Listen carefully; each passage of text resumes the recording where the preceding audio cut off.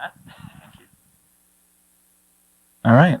Hi, everyone. Thanks for coming out today. I've been sat there, so it's pretty crazy to be stood here right now. But so my name's Nick. I'm going to be talking to you, obviously, about typography today. But before I do that, I want to set the scene a little bit about myself, essentially.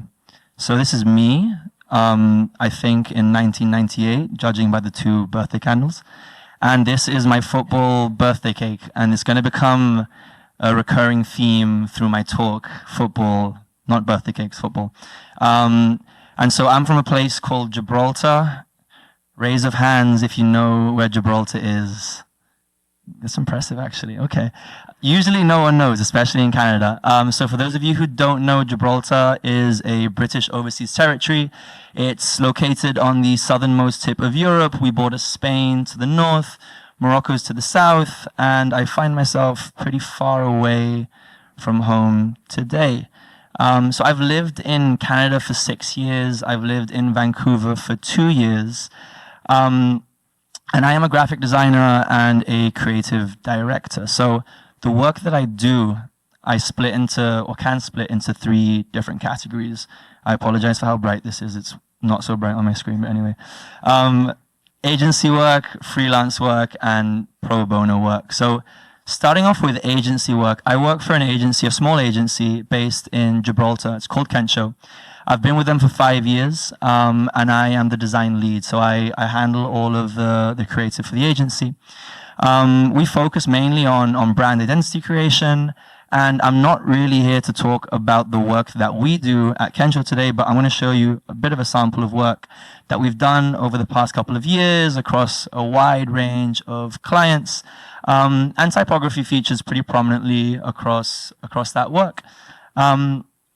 Coming out of that and into freelance work, I'll start off by saying that freelance work for a lot of us is kind of like a cursed thing because you take on too much and you end up getting burnt out, which I did for a very long time. So now freelance work that I do take on is only work that I love to do.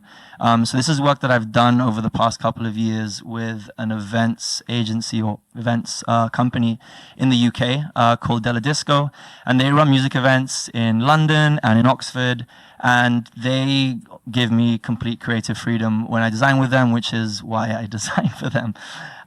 So the visuals you see in front of you, these are some posters I've done over the last couple of years, and they're pretty indicative of my aesthetic as a designer. So pretty large-scale, bold typography, high contrast, image manipulation, and punchy color use. This is some freelance work. I say freelance work, it's for some friends of mine, but freelance work for Bon. So Bon are based in London, and they are a London run club, wellness community. It's all very popular right now, but you kind of get the gist of what that is.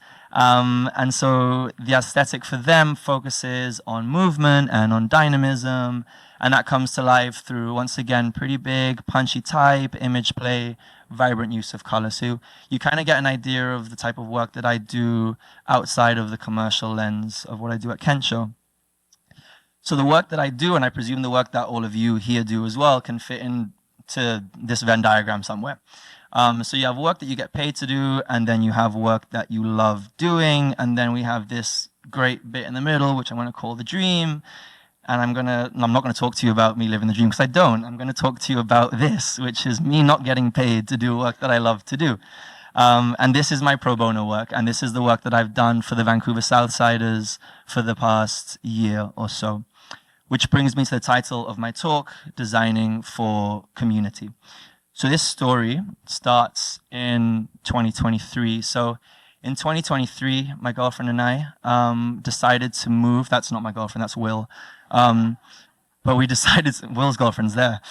We decided to move from Whistler to Vancouver after living in Whistler for 4 years. And that was a bit of a scary move. It was a big life change for us, but it was one that was brought upon by 3 main things, at least for me, because I feel like my girlfriend just came along for the ride.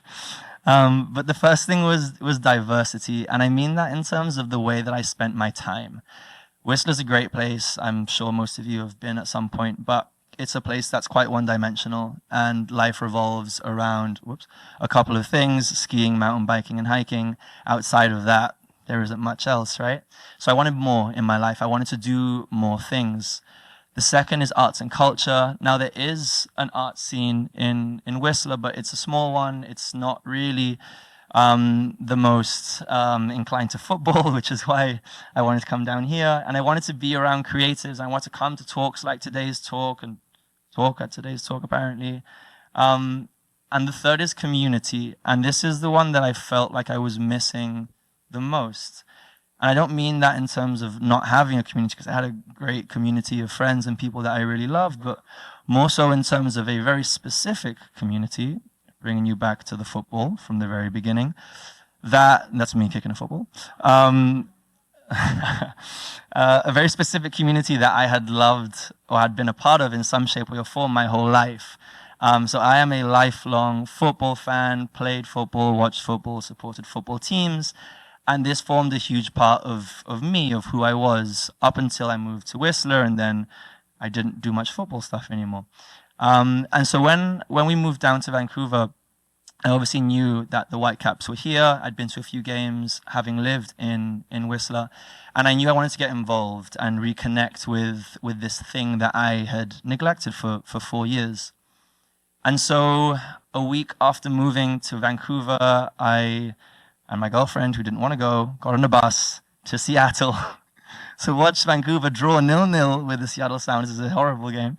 But something really special happened that day, and it wasn't what happened on the pitch. It was what happened off the pitch, which was that I met a few members of a group called the Vancouver Southsiders. I'm not sure how many of you here today are familiar with the group, but if not, you will become very familiar with the group as I go through this.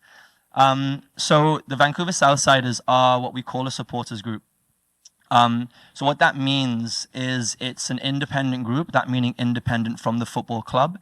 It's an independent group of members whose core purpose is essentially to elevate the supporters culture in the city. And that's through showing up in stadiums, outside of stadiums, bringing atmosphere, and essentially creating scenes that look a little bit like this. None of these are in Vancouver, by the way, but soon. So scenes like this play out across the world every single weekend, from Buenos Aires to Rio to Milan to Barcelona, you name it. And this atmosphere that you see, and I'm sure you're all familiar with, either having gone to games yourself or maybe having seen the World Cup on TV or whatever it might be, this atmosphere is generated by organized supporters groups, right? And they have different names wherever you go in the world. So you might be familiar with the term ultras, which has like a negative connotation. We are not ultras. In Brazil, they're called torcidas. In South America, they're called barras. And all of these really are different words for the same sort of idea, which is what we call actives. I didn't actually realize that was there. Anyway, active support. So this is here, this is in Vancouver. That's my work right there, actually. Hand painted. And this is the Southside, as we call it. This is the active support section for the Vancouver Whitecaps that you find behind the goal every single home game. And so the group itself was founded in 1999. It's the oldest group in Canada, and it is the largest group in Vancouver of its kind, with over 500 paid members to date. So I find myself in the very fortunate position of being the creative director for the Vancouver Southsiders. So my talk from now moving forward is going to be about the work that I do for the group. So to me, when I think about football and supporters culture and what it means, there are lots of things. There are the flags, the scarves, the smoke bombs, the beers, the color, the atmosphere, chants, tears, joy, you name it. But all of that comes under the umbrella of community, right? And if there are football fans in the audience, you'll probably feel the same way, is that football is the best sport in the world. Sorry to the North Americans who disagree, but it is. It's the only sport that truly unifies nations. It brings communities together in a way that nothing else does. And to be a part of that, even at a small scale, which it is in Vancouver right now, is a really, really special thing. And so my trajectory in terms of being stood here today is that I joined the group in January of 2024. Less than a year after that, I got voted in as the creative director, which is something that's done by the membership. And then, well, 2 years almost, not even, after joining the group, I'm talking to you guys here today. So join the supporters group, everyone, and maybe you'll stand on stage and speak about it. So with that said, let's talk type, because you're not here to hear me ramble about football. Well, kind of, but through the lens of typography. So my role within the Southside, as I mentioned, is as the creative director. So what does that mean? Essentially, I take something that's very sacred to lots of people who care a lot about it, and I try and make them love it more and love other people, or have other people fall in love with it as well, through the lens of design. So I oversee all the visuals that we put out, from the concept to the design to the production, and the aim is to make something that people want to be part of, essentially. And so this work spans all sorts of scales. I'm going to start with the smallest scale, which is stickers. I love stickers. I really love stickers. I always have loved stickers, especially when they're football-related stickers. And this is a bunch of photos from my camera roll of football stickers that I've seen all over the world. I collect these photos, I archive them, I save them. I absolutely love them. Because to me, these are little doses of personality. They're little doses of the group, the culture, the support that exists in, I mean, I can see on the screen right now, in Berlin, in Munich, in Seville, in Frankfurt, like it goes on, in Los Angeles, like it's such an incredible thing to walk around the world, be in Vancouver and see a sticker from Bayern Munich, for example. Like it's a little postcard almost is the way I see it, right? It's a little window into the world of these people who've designed, printed, flown halfway across the world, stuck on the back of a lamppost, and then I've taken a photo of it, put it on a screen. You're seeing it here today. And so I started, my first thing I ever designed for the Southsiders was the stickers. And it seems trivial, but it really is something that I'm very passionate about. And you'll see in front of you, there is a recurring theme, design-wise, the type of stuff that I do. There's a certain color palette that carries throughout. And typographically, I'm very influenced, I suppose, by Gothic forms. I love Gothic typography, and it also has quite a big place in football and football culture, which ties perfectly together. So the fun thing about stickers is that they're really cheap and really easy to produce. I have a supplier here in Van who does it in 2 days for me. So I have an idea on a Wednesday, it's done by the Saturday. We can get 100 of them to the pub, and then everyone takes them around, sticks them on lampposts. And they can be topical, which is also a really fun thing. So what I love to see, that's me and Nick stood over here, is these, that's in a bathroom in Mexico City, is these be stuck all over the world. So these are in Mexico, in Montreal, here in Vancouver, it's down in Texas. And so this is our way as a group, I suppose, and my way through typography to leave our little postcard when we go to places and leave our little reference point that someone might walk past on their way to work and just see, you've been visited by the Southsiders. They have no idea who we are, but that's not necessarily the point. The point is that we left our little mark. And this style, it ties into everything that I do for the group. Yeah, Nick, do you want to stand up and give us a turn of the tea? I'm joking. So this style carries through in everything that we do. So visually, again, I'm inspired by these Gothic forms, and that's something that you'll see throughout most of my work. And we're not necessarily bound by any sort of brand guidelines. Like this has to be fun for me and fun for us. And so I like to create things that I want to wear, and that then I feel other people will want to wear outside of the context of football, in the context of life, right? This should be stuff that you're proud to wear every single day. And I have that in mind when I'm designing. I also love to tie local references into whatever it is that we create. So on the back of this t-shirt, underneath all the type, you'll see 3 crests lined up. We have the Vancouver Southsiders crest in the middle, which predates me. On the left-hand side, we have the waves taken from the Vancouver coat of arms.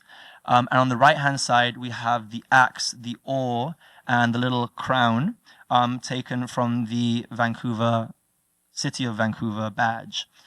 So tying these local references into the apparel and the design language of the Southsiders creates this sort of unified identity and sense of place, which I'm really passionate about doing. Especially not being from here, you know, I want to make it something that people who have either made it their home or are from here feel some sort of a relation to. And so here is another bit of apparel that was designed this year. So again, the Gothic forms are very prevalent. And there's a little crest that features the numbers 1999, which is the year in which the group was founded. As I mentioned before, the group is the oldest in the country. And before I joined, I felt like it wasn't really talked about, and it should be something that should be boasted. So that's a nice little design touch there.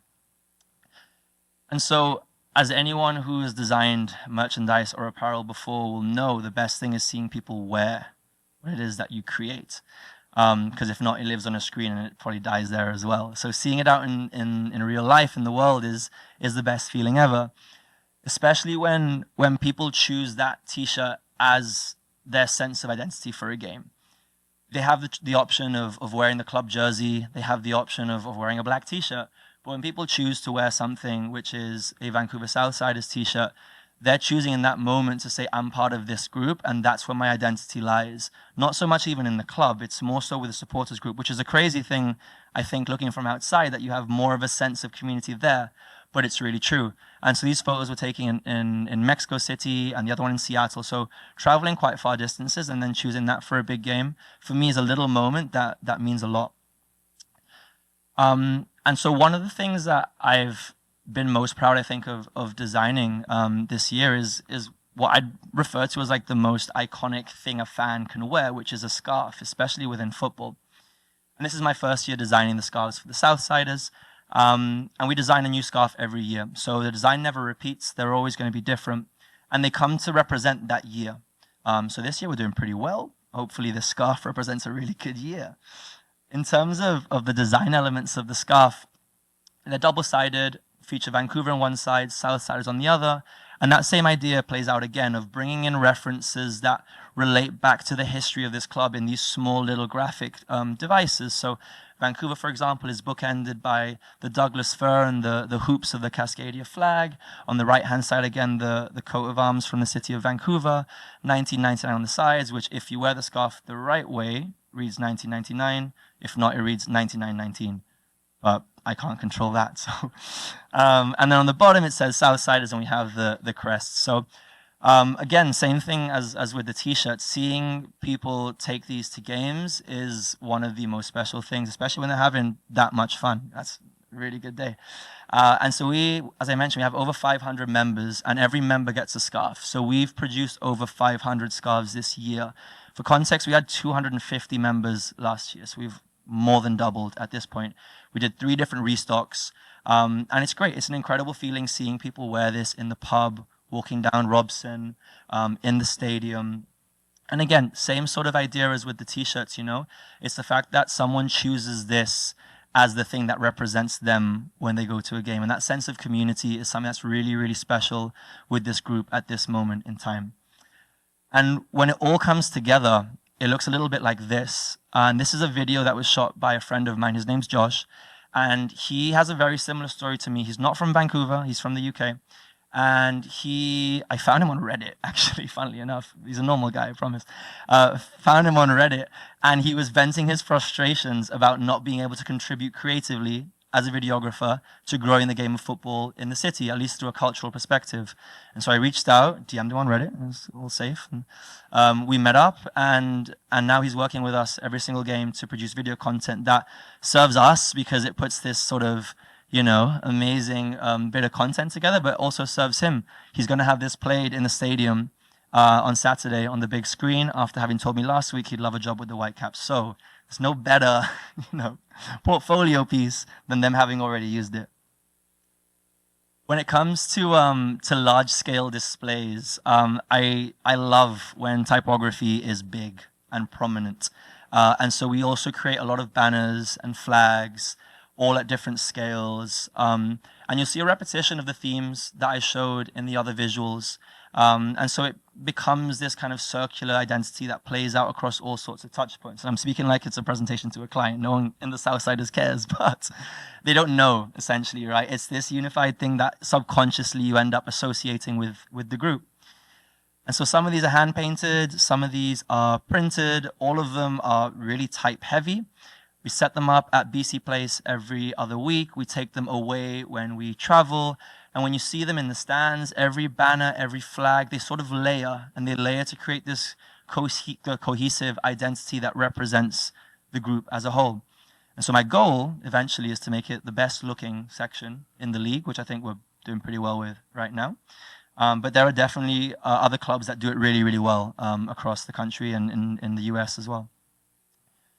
So the largest scale that I work at is designing TIFOs. So for those of you who might not be aware what it means, a TIFO essentially is a large-scale stadium display, usually fabric, that is unfurled before a game, during a game, can be after a game.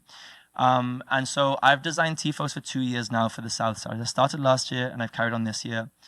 And all of them, they follow a very similar pattern, which is that they're very type-heavy, they're message-driven, and they use emotive language.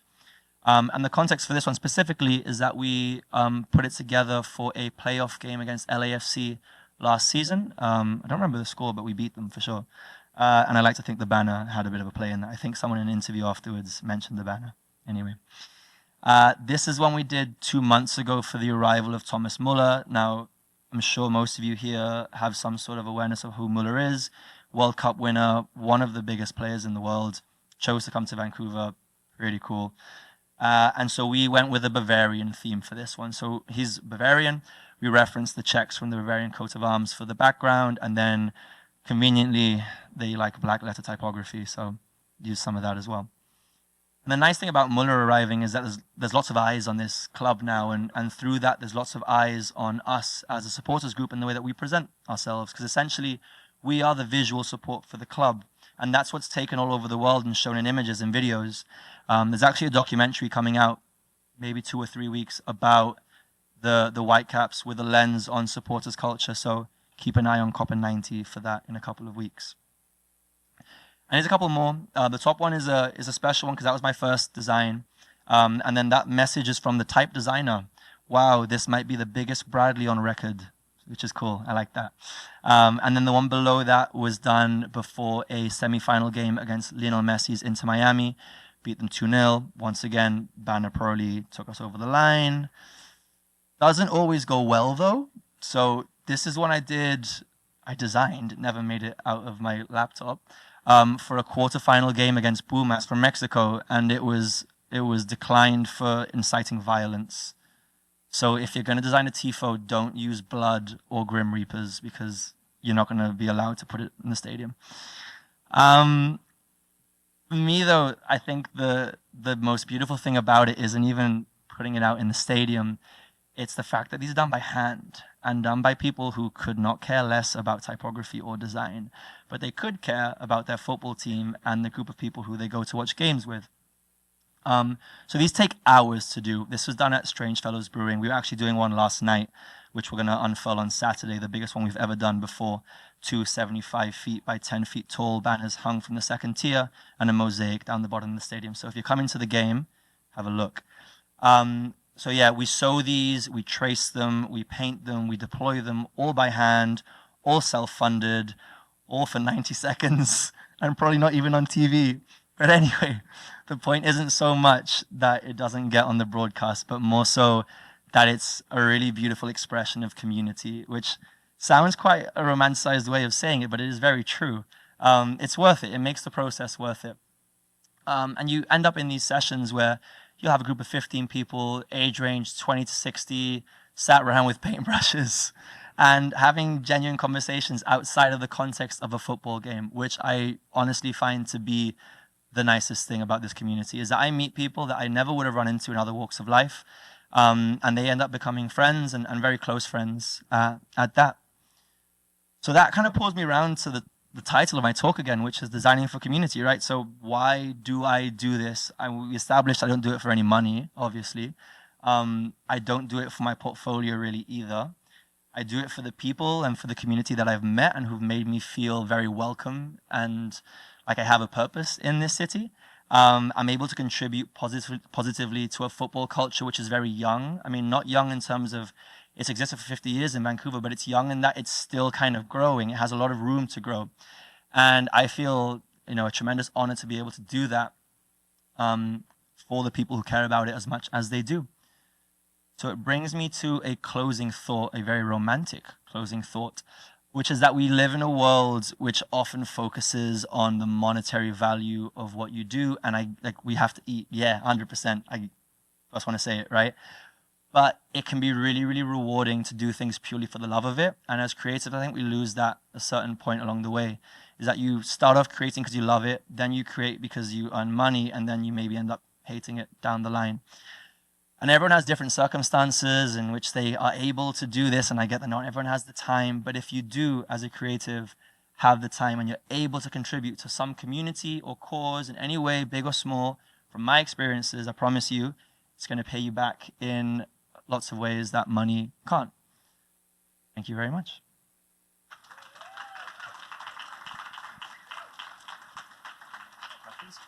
Yeah, you too. Thank you, Nick. That was awesome. Yeah, some of those moments this season have been so special. You probably can tell that I'm a massive fan, so getting to hear the behind the scenes of that was really special for me, and I hope all of you as well, and love the message at the end. Do we have a couple of questions? I think, this is really, some of this you kind of have to will into existence because you care about it so much, and that can carry through other people's personal projects. So I'd be curious if anyone has questions about that for Nick.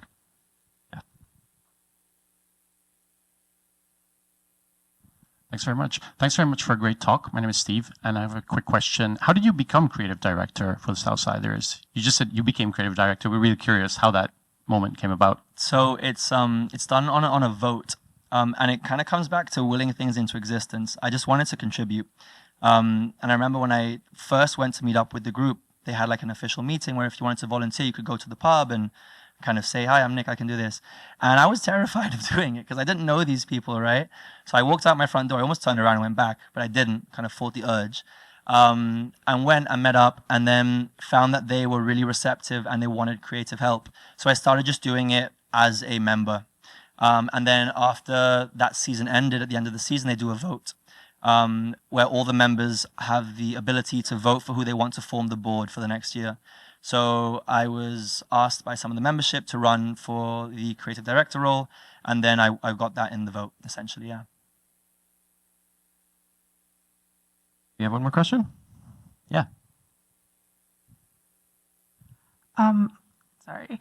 First of all, very inspirational presentation. Thank you so much for that. I was just gonna ask 2 questions. First is, does Vancouver Whitecaps, do they have any kind of connection to you guys? Are you talking to each other regarding the events or any sort of promotional material that's happening between you guys?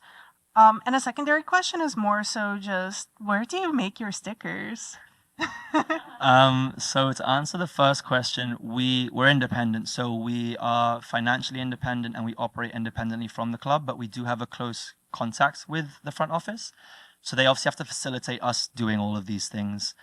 So they allow us to do that. But in terms of merchandising, we're absolutely removed from them. They can't use our stuff. We can't use their stuff.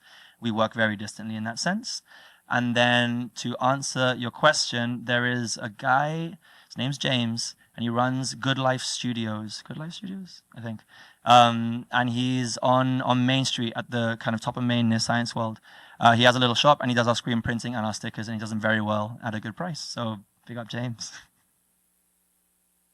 And if you need a person to make gigantic banners, just get 500 of your most loyal friends, right? That's it? 100%. Yeah. Find a brewery with a big space in the back, and then you'll be all good. Okay, that was fantastic. Thanks very much, Thank Nicholas you. Naughton-Rumbo.